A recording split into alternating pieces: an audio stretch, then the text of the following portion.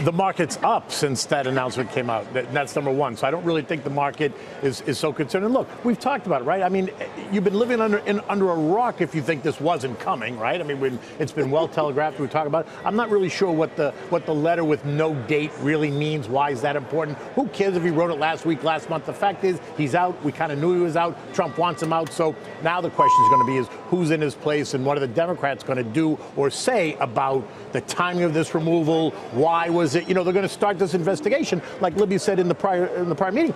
The Democrats are going to start an investigation one way or the other, whether it was this, whether it was Trump, whether it was whatever it was. There were going to be plenty of investigation. So this is just another investigation that's going to kind of make noise around the market. So equities are really cheering the end of the midterm elections, the results.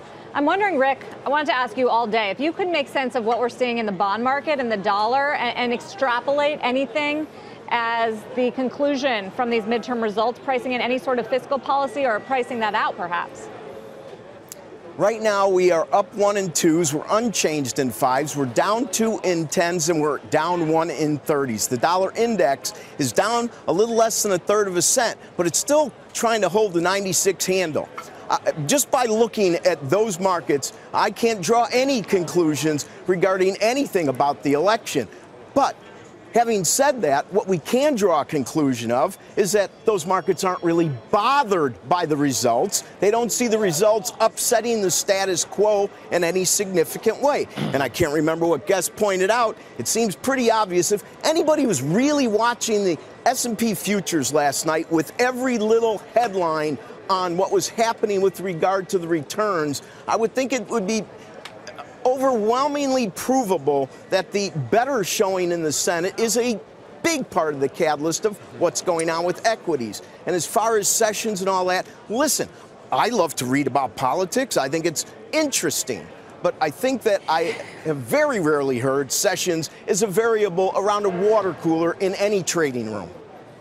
David, was the market due for a bounce, and are the midterms a good reason, a justifiable reason for that bounce? I think that's part of it. I do think one of the other elements is that I think what's been concerning the markets all year is that inflation is picking up. And to the extent that there was the possibility that we would see more fiscal stimulus if the Republicans kept the House, I think the markets would have been somewhat concerned if that outcome happened.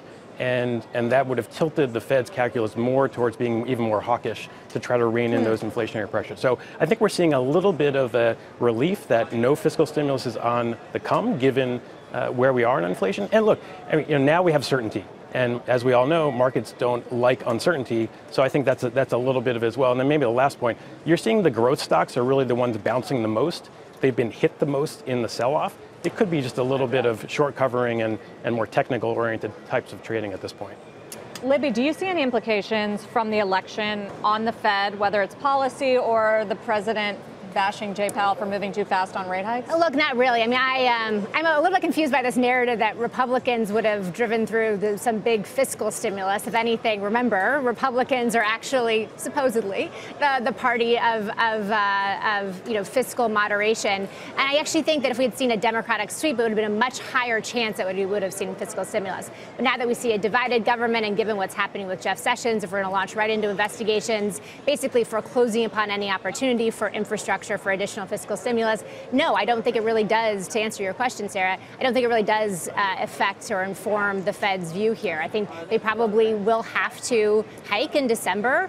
And then Pimco's view is that they'll probably hike 2 times in 2019, and then we'll be close to neutral. I mean, remember that if barring any additional fiscal stimulus, the fiscal tailwind that we've seen from the tax hike, from the government spending bill, is likely to decline in 2019. You add to that some trade tensions, maybe potentially a headwind to growth from escalation with China. 2019 could see a very different picture here. So no infrastructure either, Libby?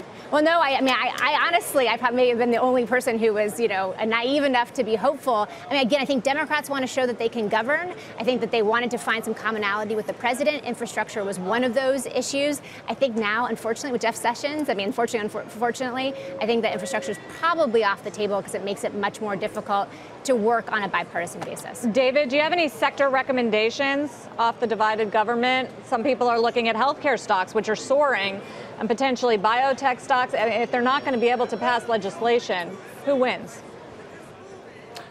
We haven't changed any of our preferences. We still like energy and financials are most favored. Really, it both comes down to, for both of those sectors, valuations are extremely attractive for both of those sectors.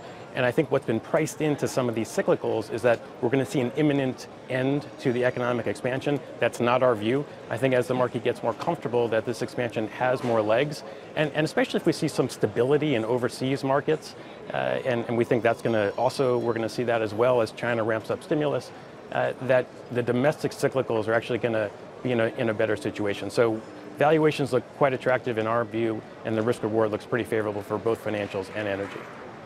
Kenny, quick final word. I would just say to Libby's point, if the Democrats really want to push through an infrastructure program and work bipartisan, we've got 2 years, right? Because the election's just over, so they've got 2 years to try to do this. There's always going to be investigations. We'd like to think that maybe we'll be able to get over that and do something bipartisan. Oh, Kenny, there's a small window there. Talk about naive. I like it, but I don't. Some optimism, some pessimism, but the market's certainly leaning towards the former, up 500 points or so on the Dow. Thank you.